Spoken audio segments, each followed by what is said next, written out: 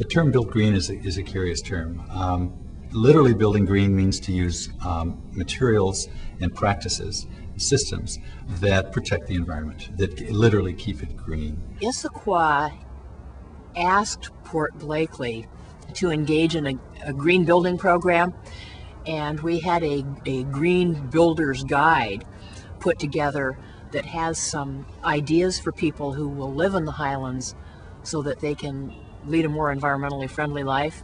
We don't build the houses, we sell to builders, but we have the Built Green program, and we've continually raised the bar in terms of the quality of the houses, because this is something that's important for the building industry. A home that you would be buying or looking at that was a built green type home would be a home that used fewer materials, had less waste. We're talking about materials that are natural. We're talking about wood. We're talking about materials that can be regrown and recreated.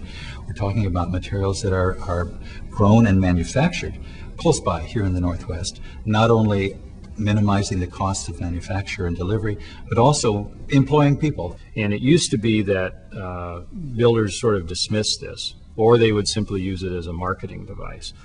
And they would say, well, consumers don't really care about it. They don't think they're going to save the world by the kind of house they buy. When builders look at building green, what they often don't realize is how much money it can save them to pursue a green approach to building. There is less waste of materials, so there's less money down the drain from that perspective. There's less to recycle and less waste in the sense that they don't have to be paying for those processes. The systems themselves use less materials. The materials themselves are not necessarily any more expensive than the materials that you would put in a standard house. The practice and the assembly of them, though, is what makes it green and what can make it more affordable, not only for the builder to build, but for the homeowner to live in.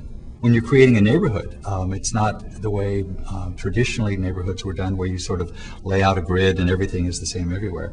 You look to focus your lots, the size, the proportion of the lots, such that the home itself take the best advantage of its natural setting. There are misconceptions. One of them that many homeowners have is that if I have a greenhouse, it's going to be weird. It's going to be kind of strange looking, and it's just not going to be the pretty house that I've always wanted to own. That's not true at all. Passive solar is a very simple thing to do. You've always noticed that sitting in front of a window, you're warmer than when you're sitting in front of a window where the sun isn't coming in.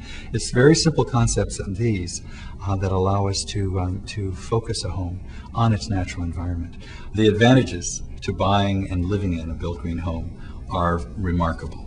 Number one, and I think because I have children myself, it's a healthier home to live in. There are fewer materials that off-gas. There are fewer materials that would cause respiratory problems. It's a clean house. It's a clean environment. As a dad writing the bills, it's a less expensive house to operate. Because it is better insulated, because the mechanical systems, the furnace and everything are more efficient, it does not take as large a check at the end of the month to support the house and keep the family. And finally, you're going to have a house with added value, because when you resell it, people are going to want those features.